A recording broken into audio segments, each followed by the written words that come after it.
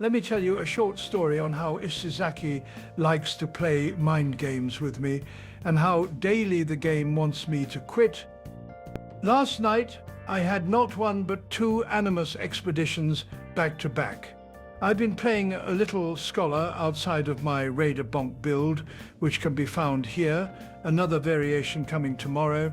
Scholar IMO is terrible outside of very specific scenarios, pots for weak to fire bosses basically. Any other time you should just pick Executor. Anyway, I'm not here to talk shit about Scholar because he is very fun. Let's get to the first fight with the second most BS boss in From Software history. Can you guess which is the first? So we got to the Night Lord. I dropped my wending for Guardian because, well, Scholar. And then I loaded up on pots, but unfortunately I wasn't running a pot build.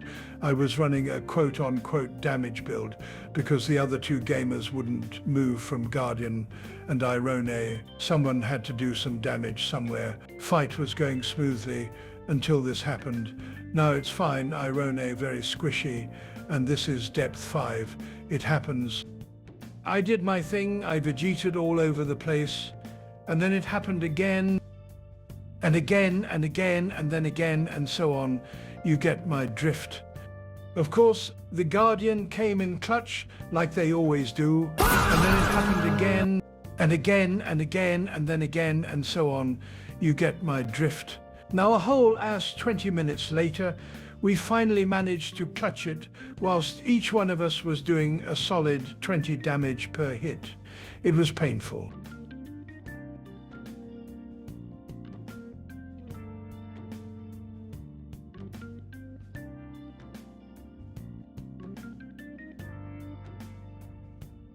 Of course, when we did it, I ran to my heroic burb of a man, gave him a round of applause, because that's what the flock does.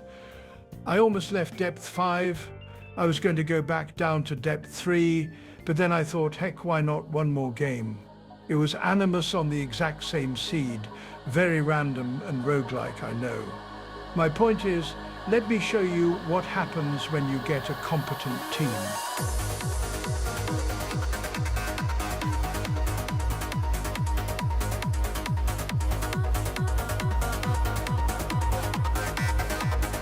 What the hell?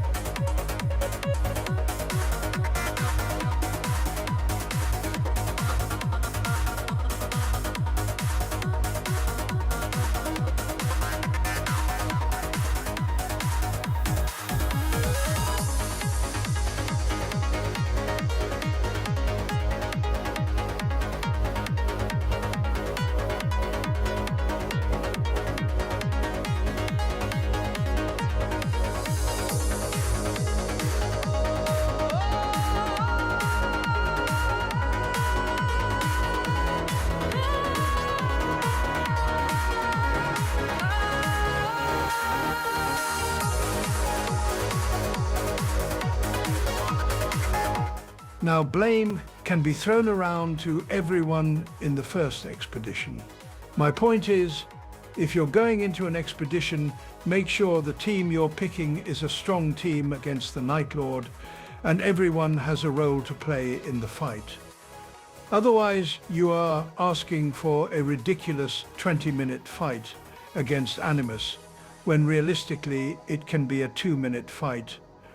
Guardian is still number 1, Irone should never get hit, and clearly Pot Scholar still rules.